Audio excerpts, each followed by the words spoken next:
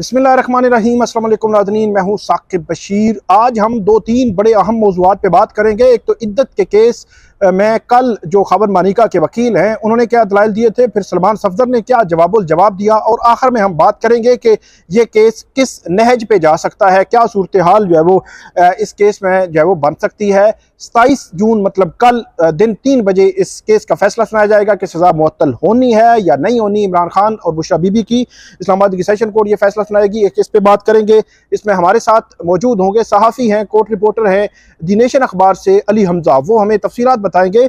इसके अलावा हम बात करेंगे ऑडियो लीक्स केस में कि ऑडियो लीक्स केस में जो बुशरा बीबी और साबिक चीफ जस्टिस जो साबिक चीफ जस्टिस हैं साकिब निसार, उनके बेटे का केस है, उसमें उनकी ऑडियो टेप हुई थी, तो उसके हवाले से ये मामला बहुत आगे जा चुका है। अब जो है वो टेप कैसे होती है, किस तरह होती है, पूरा सिस्टम जो है वो सामने आ गया है।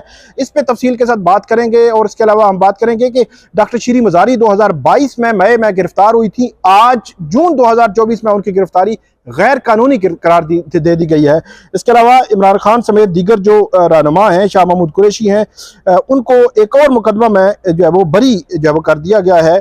इमरान खान नहीं है इसमें, शाह महमूद कुरैशी और दीगर पीटीआई की क़यादत है। इस पे भी हम बात करेंगे। सबसे पहले हम शुरू करते हैं ऑडियो लीक्स केस में।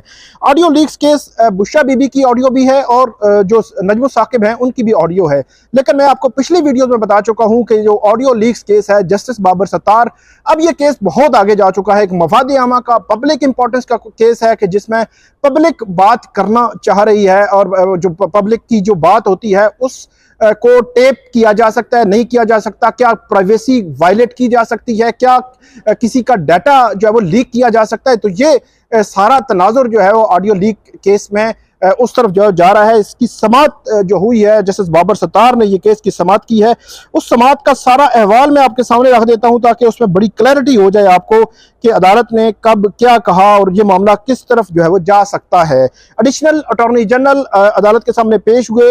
उन्होंने अदालत को बताया कि खुफिया इदारों की तरफ से मजाज अफसर डाटा की दरख्वास्त करता है कि डाटा तक एक्सेस लेनी है। मतलब जो हम कॉल कर रहे हैं, एक बंदा एक्स वाई को कॉल कर रहा है तो उसके डाटा तक एक्सेस जो है वो लेना चाहते हैं। तो इसको एडिशनल अटॉर्नी जनरल ने कहा कि अदालत ने ये इस्तफसार किया कि क्या आप लाइव कॉल को मॉनिटर कर सकते हैं, और ये भी कहा कि ये तो पिटिशनर तो हैं जो फोन टेपिंग से मुतालिक जो पिटिशंस हैं ये फोन टेपिंग से मुतालिक है।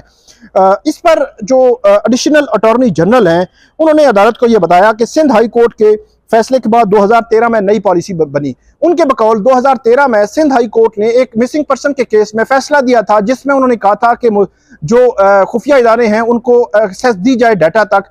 तो उसके तनाजुर में उन्होंने कहा 2013 में जो है वो पॉलिसी बनी थी।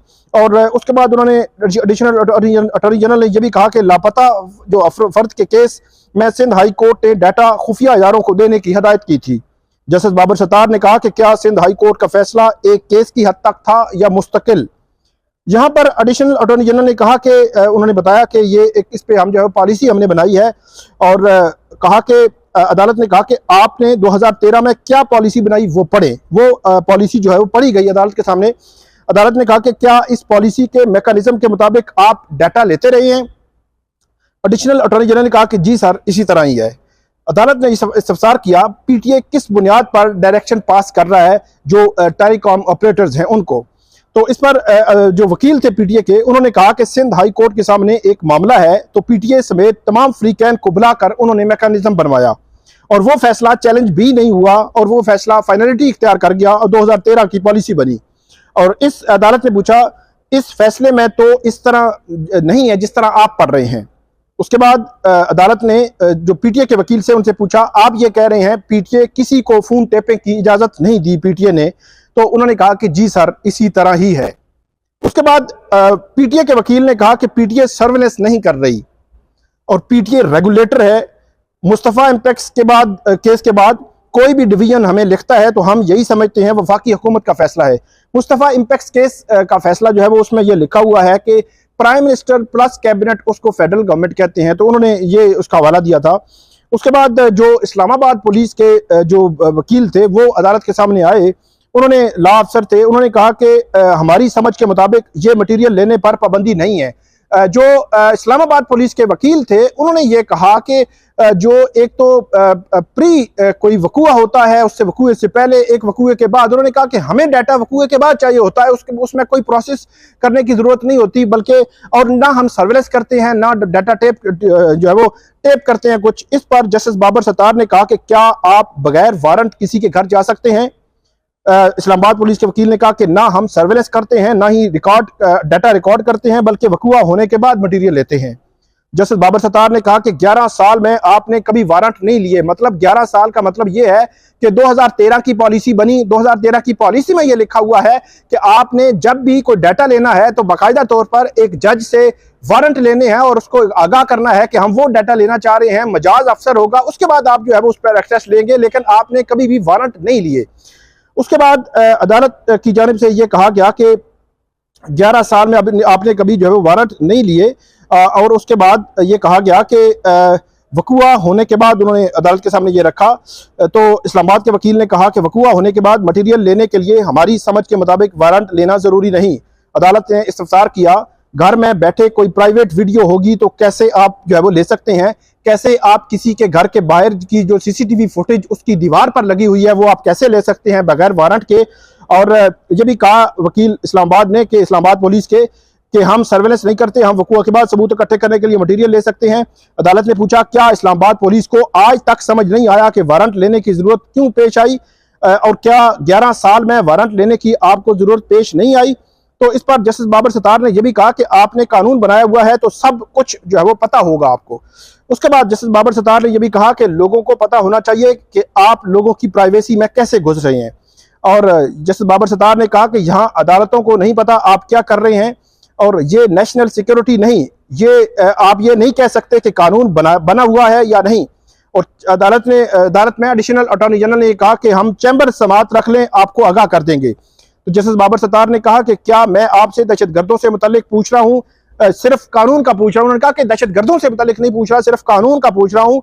अदालत ने यह भी कहा कि क्या आप ये कह रहे हैं जजेस के चैम्बर या वज़ीर-ए-आज़म हाउस की टेपिंग हॉस्टाइल एजेंसीज जो है वो करती हैं? तो उन्होंने कहा कि ऐसा नहीं है, एडिशनल अटॉर्नी जनरल ने कहा। तो ये भी कहा जस्टिस बाबर सत्तार ने कि ये नेशनल सिक्योरिटी का मामला नहीं, आपकी चैम्बर समात की दरखास्त मुस्तरद करता हूँ। एडिशनल अटॉर्नी जनरल की बार बार चैम्बर समात की इस्तदा कि हम कुछ चीजें चैम्बर में आपके सामने रखना चाहते हैं। अदालत ने यह कहा कि जो कुछ भी है आप सील्ड इन्वेलप में हमारे सामने दे दें, मैं जो है वो देख लूंगा। उसके बाद जस्टिस बाबर सत्तार ने कहा कि मैं नेशनल सिक्योरिटी के जो है वो सीक्रेट आपसे नहीं पूछ रहा, चैम्बर समात का मजाक शुरू नहीं करेंगे। और अदालत ने वफाकी हुकूमत की टेलीकॉम ऑपरेटर्स पर डाटा देने पर पाबंदी खत्म करने की इस्तदा की एडिशनल अटॉर्नी जनरल ने कि जो पुलिस है उसको इन्वेस्टिगेशन में मुश्किलात पेश आ रही हैं। अदालत ने यह कहा कि किसने आईजी को कहा कि वारंट्स ना लें, मतलब यह है कि उन्होंने कहा कि पाबंदी ये लगाई हुई है कि वारंट के बगैर नहीं ले सकते, वारंट के साथ आज भी आप ले सकते हैं, तो किसने पाबंदी लगाई है आईजी पर? और यह भी कहा जस्टिस बाबर सत्तार ने कि क्या बेवकूफ थी पार्लियामेंट जिसने ये कानून बना दिया, आपने 11 साल में एक दफा भी अमल नहीं किया। एक कानून है, 11 साल में एक दफा भी किसी ने डाटा लेने के लिए वारंट नहीं लिए। और यहाँ पे अदालत को जो है वो ये बताया गया, और अदालत ने अब ये कहा है कि एक तरफ जो टेलीकॉम ऑपरेटर्स हैं उन्होंने अदालत को इस हवाले से ये बताया है कि एक रियल टाइम में एक दफ़ा जो है वो रियल टाइम में 2 मिनट का जो है डाटा जो है वो उनको अवेलेबल होता है, वो ले सकते हैं। खुफिया इदारे डाटा जो है वो ले सकते हैं। और जो एक सिस्टम लगा हुआ है, जो अदालत को बताया गया था कि सिस्टम एक लगा हुआ है एक अप्रोप्रिएट जगह पर, जिसकी खर्चा जो है वो टेलीकॉम ऑपरेटर्स ने किया है, उसकी एक्सेस खुफिया इदारों को है, जहां से वो फ़ोन टेपिंग कर सकते हैं, मुतलका जो भी वो करना चाहें, और जो उसमें मैसेजेस है उन तक एक्सेस कर सकते हैं। लेकिन इनक्रिप्टेड जो मटेरियल है, मतलब व्हाट्सएप वगैरह है, वहां तक एक्सेस वो नहीं कर सकते, ये अदालत को बताया गया है। और जस्टिस बाबर सत्तार अब इस हवाले से अप्रोप्रिएट एक ऑर्डर भी पास करेंगे और ये पता चलेगा कि ये मामला किस नहज पे जो है वो पहुंचता है। ऑडियो लीक्स जो केस है उससे मुतालिक आपको बताया कि क्या तफसीलात हैं, अब क्या आगे जो है वो होगा, रिटन ऑर्डर आएगा तो पता चलेगा कि, क्योंकि जस्टिस बाबर सत्तार ने जो पीटीए है उनको शोकाज नोटिस जारी करने का इंदिया भी दिया है। इससे कबल भी जो पीटीए है, पैमरा है, FIA, IB, इनको 5-5 लाख रुपए जुर्माने हो चुके हैं, जो इन्होंने अदालत ने लिखा था कि बादियो नजर में फ्रिवलेस जो इन्होंने दरखास्तें दायर की थी कि रिक्यूज करें जज।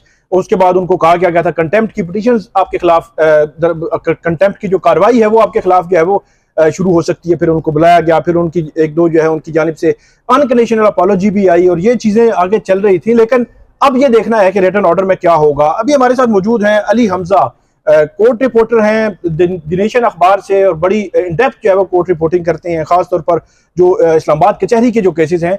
इधर के केस में कल अली हमजा मौजूद थे। उनसे ये पूछते हैं कि कल जो जाहिद आसिफ एडवोकेट हैं उन्होंने खावर मालिका की जानिब से दलाइल दिए थे, फिर जवाब जो है वो सलमान सफदर ने दिया था। तो वो दलाइल बुनियादी तौर पर थे क्या? कुछ सवालात थे, कुछ शायद कोई गाना गाया उन्होंने, कुछ किस्म की बात भी हुई थी। तो वो सारी तफसीलात इनसे पूछते हैं कि माहौल क्या था, फिर आखिर में आपको बताएंगे कि ये केस किस तरफ जा रहा है। थैंक यू साकिब भाई। मामला इस तरह था कि पहले सलमान सफदर ने दलाइल दिए। हियरिंग जो थी तकरीबन 9:15 बजे स्टार्ट हुई और 1:30 बजे तक जारी रही। ठीक, उन्होंने बड़े अपने मुफस्सिल दलाइल दिए। उसके अंदर जो मेन पॉइंट थे, जो 4 मेन पॉइंट थे सलमान सफदर के, वो ये थे। एक तो उन्होंने कहा कि ये केस इसी बात के ऊपर ख़त्म हो जाना चाहिए कि 5 साल 11 महीने यानी कि 2000 दिन का वर्ड वो बार बार इस्तेमाल कर रहे थे कि 2000 दिनों बाद उन्हें याद आया कि उनके साथ फ्रॉड हो गया।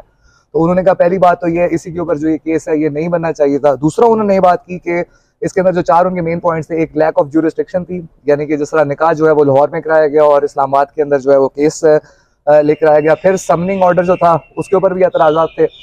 फिर तीसरी जो बात थी वो ये थी कि 16 जनवरी 2024 को जो चार्ज फ्रेम किया गया वो बुशरा बीबी की गैर मौजूदगी में अदालत के अंदर किया गया।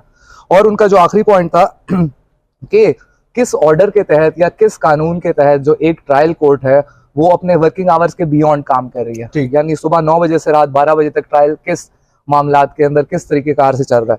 तो ये मेन पॉइंट तो उनके ये थे। इसके ऊपर उन्होंने बड़े दलाइल दिए, साथ में उन्होंने जजमेंट जो थी पहले की वो कोर्ट की। मगर यहाँ पे एक इंटरेस्टिंग बात ये भी थी कि जो जज अफजल मजोका है वो भी काफी प्रिपेयर होकर आए हुए थे। अच्छा, जो केस लॉ वो बताते थे वो आगे से उसी केस लॉ का कंप्लीट जज मजोका करते थे जो सलमान सफदर साहब बताते थे। तो साथ में वो उनके पास एक अपना लैपटॉप भी खुला हुआ था। तो बाद में सलमान सफदर साहब कहते हैं अब तो आईटी का जमाना है, मगर मुझे ये मानना पड़ेगा मजोका साहब मैं आपका फैन हो गया हूँ आज जज साहब के सारे केस लॉज आपका ये जो लैपटॉप है इसके अंदर सेव है।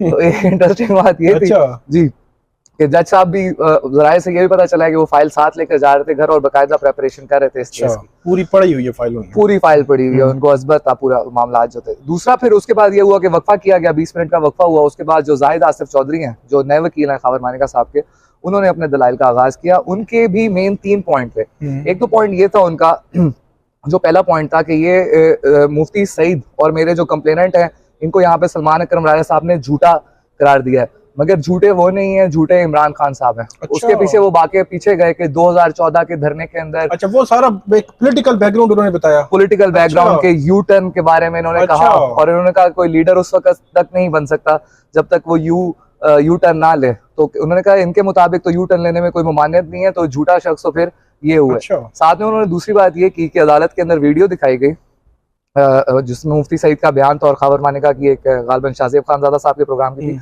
उन्होंने कहा कि मगर पूरी वीडियो नहीं दिखाएगी। उसके साथ ही वीडियो के एक और हिस्से में जो ये जो एडवोकेट जाहिद साहब कह रहे थे कि मूसा मानिका जो है जो बरखुरदार है बुशरा बीबी के, उनके भी एक वीडियो थी और उन्होंने कहा था कि मेरी वालदा के ऊपर निकाह का झूठा इल्जाम लगाया जा रहा है और इस टाइम तक उनका निकाह नहीं हुआ। इसके बाद वो कुछ हदीस और इस तरह की। अच्छा, इसी के साथ मैं एक सवाल पूछूंगा कि ये बात उन्होंने की कि इसके पीछे उनका बज़ाहिर जो पर्पज लग रहा है कि वो जो वीडियो है उसको सिर्फ उस वीडियो को उस तनाजुर में ना देखा जाए बल्कि दूसरी वीडियो को भी देखा जाए जी। लेकिन दूसरी तरफ अदालत ने एक सवाल उनसे रखा था उनके सामने, कल उन्होंने बताया भी तो कि खावर मानिका को किस लम्हे पता चला कि इमरान खान और बुशरा बीबी का निकाह हो चुका है।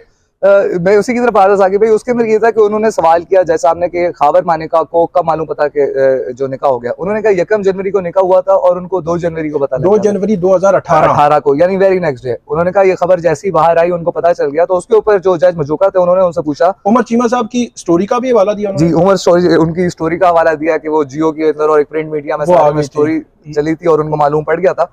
मगर साथ में जज मजूका ने सवाल किया कि खुदा ना खास्ता अगर 2 जनवरी को खावर मानिका की डेथ हो जाती तो क्या बुशरा बीवी विरासत के अंदर हिस्सेदार होती? उन्होंने कहा जी होती। तो उन्होंने कहा यही तो पॉइंट है, उन्होंने इतना टाइम जो है वो क्यों इस केस को वो परसू नहीं किया? मतलब 2 जनवरी 2018 को उनको पता चला और 23 नवंबर 2023 को उन्होंने कंप्लेंट फाइल की। इसके ऊपर जब थोड़ा सा पीछे चलते हैं, 29 मई जो जजमेंट डे था जज शाहरुख अर्जुमंद की अदालत में, उस दिन जब वो वहां पर आए थे और उन्होंने उनके ऊपर अदम वो कर दिया था, एतमाद कर दिया था, तो उसमें उन्होंने 2 बातें की थी। उन्होंने कहा था कि निकाह का मुझे 3 दिन बाद जुल्फी बुखारी और जहांगीर खान तरीन का मैसेज आया था। 3 दिन बाद मतलब 1 जनवरी निकाह होता है तो 4 को उनको पता चला। 4 को पता चला अच्छा कि इन दोनों का मुझे मैसेज आया था कि मियां साहब अब निकाह हो गया, अल्लाह ताला आपको सब्र दे।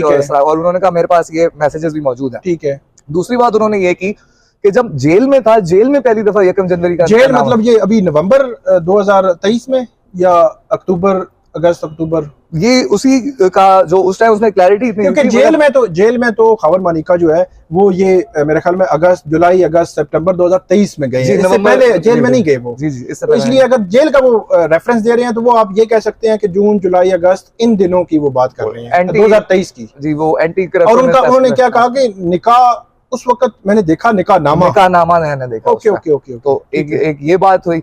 फिर इसके ऊपर जब वो दलाइल आगे दे रहे थे तो उन्होंने वो फिर अचानक ही कहा, उन्होंने कहा ये तो बात इस तरह की है कि अमिताभ बच्चन की फिल्म खुदा गवाह का गाना है कि मैं तुझे कबूल तू मुझे कबूल, और बड़ा उन्होंने गा के सुनाया, जिसके ऊपर सारे एक दूसरे को देखने लगे कि ये क्या हो रहा है। जाहिद आसिफ साहब ने गा के सुनाया। जी वो बाद में जो है सलमान सफदर साहब ने उनकी बड़ी तारीफ भी की कि बड़े सुर में इन्होंने गाना गाया, और एक वो शेर भी उन्होंने सुनाया था कि वो आप भी करते हैं तो हो जाते हैं बदनाम, को इस तरह का। हम आप भी करते हैं तो हो जाते हैं बदनाम। जी वो वही वाला, कत्ल भी करते हैं तो चर्चा नहीं होता। वो इसी तरह का कोई शेर था, तो उन्होंने वो सुनाया कोई। तो सलमान सफदर साहब कहते हैं कि बड़ा सुर में गाना सुनाया है, शायरी भी अच्छी की है, मगर जो दलाइल थे उनके अंदर सब्सटेंस कोई नहीं था। अच्छा ठीक है। खैर वो जो उनका दूसरा मेन पॉइंट था वो ये था कि वो जो अहादीस की किताबें हैं उसके ऊपर वो कह रहे थे कि इनका वली नहीं था कोई, और जो है कि किसी को अगर घर में कोई इंटरवीन करे और किसी मियाँ बीवी को या बांदी को वर्गलाए तो वो इस्लामिक व्यू पॉइंट से उसके ऊपर चल रहे थे। ठीक।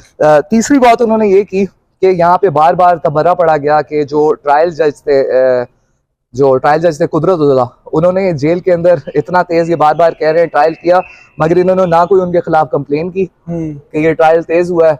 ठीक है, उन्होंने कहा उनको तो अप्रिशिएट करना चाहिए कि उन्होंने रिकॉर्ड टाइम के अंदर जो है वो केस को खत्म कर दिया। ठीक है। और ये ट्रायल किया। तो इसी तरह के दलाइल थे उनके, जिसके बाद वो काफी देर तक चलते रहे इन्हीं बातों के ऊपर, और फिर बाद में जज साहब ने जो है वो जजमेंट जो है वो कल के लिए जो है रखी है, और 27 जून कल 3 बजे फैसला सुनाया जाएगा। फैसला कुछ कह नहीं सकते कि फैसला क्या सुनाया जाएगा, क्योंकि जज जो है वो बड़े प्रिपेयर हैं, सारी चीजें केस उन्होंने पढ़ा हुआ है। मैं आपको चीज बता देता हूँ कि जिस बुनियाद पर शायद सस्पेंशन ना हो, वगरना मेरे ख्याल में क्योंकि 3 फरवरी का केस है, 29 मई को भी फैसला नहीं हुआ और 27 जून को फैसला होने जा रहा है, तो ये जो ड्यूरेशन होता है कि सजा होने के बाद, मतलब फरवरी का महीना 1, उसके बाद मार्च, अप्रैल, मई और जून भी खत्म हो गया, तो 5 माह बनते हैं। तो ये भी एक ग्राउंड है कि आपके 5 माह हो गए हैं, आप कैद में है, और कल अगर सजा आपकी कल अदम हो जाती है तो 5 माह जो कैद है, या इससे 5 से 6 माह अगर होती है कैद, तो फिर उसका मुदावा कैसे होगा। तो इसलिए अदालतें उमूमी तौर पर पहले मंथ में जब सस्पेंशन ऑफ सेंटेंस उसको देख लेती हैं।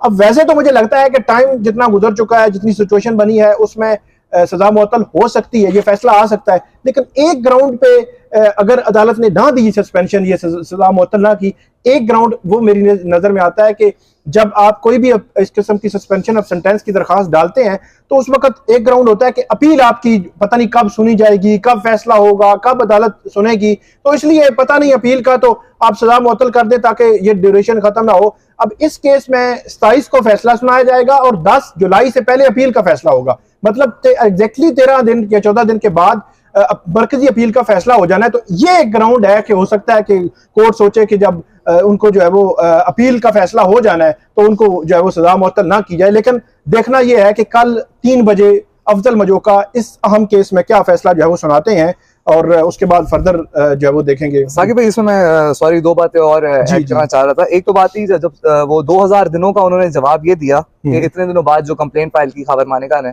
उसका जवाब ये किया कि वो उस टाइम फियर के अंदर थे, डर में थे, क्योंकि इमरान खान साहब जो थे वो वजीर आजम थे, और उनके एस्टेब्लिशमेंट के साथ हालात बहुत अच्छे थे, तो उन्हें खतरा ये था कि उन्हें उठवा ना दिया जाए और लापता ना कर दिया जाए। दूसरा, उनके वकील ने यह बात भी कहा कि वो जो 496 पीपीसी के तहत वो जो मुकदमा फ्रॉडुलेंट मैरिज में बनाया गया था, कल अदालत में ये बात समझ नहीं आई। उन्होंने कहा कि ये मुकदमा इसके ऊपर तो है ही है, मगर 494 और 495 पे ये ज्यादा मुकदमा स्ट्रांग हो सकता था। एक ये बात थी, और ये काफी हैरान कुन थी कि वो इस स्टेज के ऊपर ये कर रहे हैं। और आखिरी बात जो मैं आपको बताऊं कि आज एक और जो डेवलपमेंट हुई है, वो जो 6 बेल्स लगी हुई है इमरान खान साहब की सेम जज के पास, तो वहां पे आज वो प्रोडक्शन ऑर्डर होने थे, उसके ऊपर उन्होंने शो कॉज कर दिया, क्योंकि जो ये छोटी कोर्ट्स है यहाँ पे तो वीडियो लिंक होता ही नहीं है, वो सिर्फ सुप्रीम कोर्ट असद बड़ाई जी जो सुपरिटेंडेंट अडयाला जेल है उनको शोकास किया जा रहा है। बड़ा ही हैरान कुन है इस हवाले से। और उसके अंदर आज उन्होंने एक और बात भी की वहां पे कमरा अदालत के अंदर, कि इसको अभी तो मैं जो अपील है वो 8 जुलाई तक मैंने खत्म कर देनी है। और 8 जुलाई को जो ये इद्दत की अपील है, उसके बाद फिर 16 जुलाई को उन्होंने इस केस की डेट रख दी है। इन पर्सन हो जाएंगे, इमरान खान इन पर्सन आ जाएंगे। जी जी जी जी बिल्कुल ठीक है, बहुत शुक्रिया अली हमजा। एक चीज सिर्फ आपको बता दूं कि 2022 मई में डॉक्टर शीरी मजारी को यहाँ इस्लामाबाद से उठाया गया था। फिर ये मामला हाई कोर्ट में गया, उस वक्त चीफ जस्टिस अतर मिनल्ला थे, उन्होंने मामला टेकअप किया। रात तकरीबन 11:30 बजे उनको ऑर्डर किया गया था तकरीबन 3-4 बजे को उनको पेश किया जाए।